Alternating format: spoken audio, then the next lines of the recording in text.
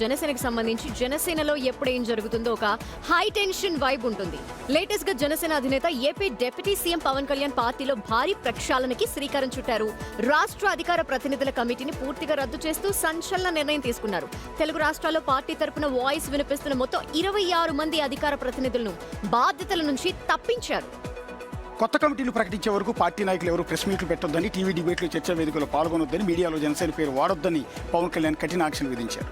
కూటమి ప్రభుత్వం ఏర్పడి తాను డిప్యూటీ సీఎంగా బాధ్యతలు చేపట్టాక Janasena party image national level కి చేరింది. అయితే కొందరు అధికార ప్రతినిధులు టీవీ డిబేట్స్ లో, మీడియా సమావేశాల్లో అనుకున్నంత స్థాయిలో అవుట్పుట్ ఇవ్వకపోవడం, పరిణితి లేని కామెంట్స్, పార్టీ స్టాండ్ ని స్పష్టంగా చెప్పడంలో కొందరు తడబడడం వంటి సమస్యలు వస్తున్నట్టు పవన్ గుర్తించారు అని చెప్తున్నారు. అందుకే పాత కమిటీని పూర్తిగా స్క్రాప్ చేసి మరింత సమర్థవంతులైన సబ్జెక్ట్ నాలెడ్జ్ ఉన్న కొత్త టీం రంగంలో దింపాలని పవన్ వ్యూహం రచిస్తున్నారు. సో విషయం ఏదైనా రాజీ పడేది లేదని కేడర్కు పవన్ పవర్ ప్యాక్ మెసేజ్ ఇచ్చారంటున్నారు. ఎస్, గుడ్, ఎగ్జాక్ట్లీ, చాలా మంచి పని. ఎందుకంటే Janasena party official spokespersons పేరుతో రోజు డిబేట్లో కూర్చునే వాళ్ళు చేస్తున్న ఆ న్యూసెన్స్ అంతా ఎంతగా వాళ్ళు ఆ పార్టీ తరఫున మాట్లాడుతున్నారు, ఆ పార్టీని డ్యామేజ్ చేస్తున్నారు అర్థం కాదు చాలాసార్లు.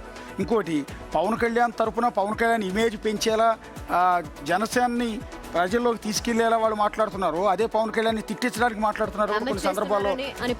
అర్థం కాదు, ఇది పరిపక్వత లేని, సబ్జెక్టు లేని వ్యక్తులను డిబేట్లకు పంపించి ప్రెస్ మీట్లు పెట్టించడం ద్వారా పార్టీ ఇమేజ్ దెబ్బతింటుంది. పవన్ కళ్యాణ్ కష్టపడుతున్నాడు, ఆయన డిప్యూటీ సీఎంగా చాలా కష్టపడుతున్నారు. అటు సినిమా షూటింగ్ చేస్తున్నారు, ఇటు ప్రజల కోసం ప్రతిరోజు చేస్తున్నారు, హెల్త్ ఇష్యూస్ కూడా మేనేజ్ చేసుకున్నారు. ఇలాంటి దశలో పార్టీని ఒక విధంగా దెబ్బతీస్తున్నది ఆ పార్టీ ప్రెస్ మీట్లోనూ డిబేట్లో మాట్లాడే స్పోక్ పర్సన్సే.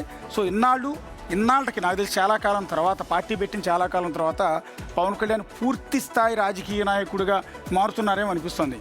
సో ఏదైనా అల్టిమేట్ ఆ పవర్ చేంజెస్ అనేది ఖచ్చితంగా జనసేన పార్టీలో కూడా అటువంటి సమీక్షలు చేసుకోవాలి. ఎవరిని ఉంచాలి, ఎవరిని తీసేయాలి, ఏం చేయాలన్న దానిపైన అధినాయకుడికి ఒక స్పష్టత ఉండాలి.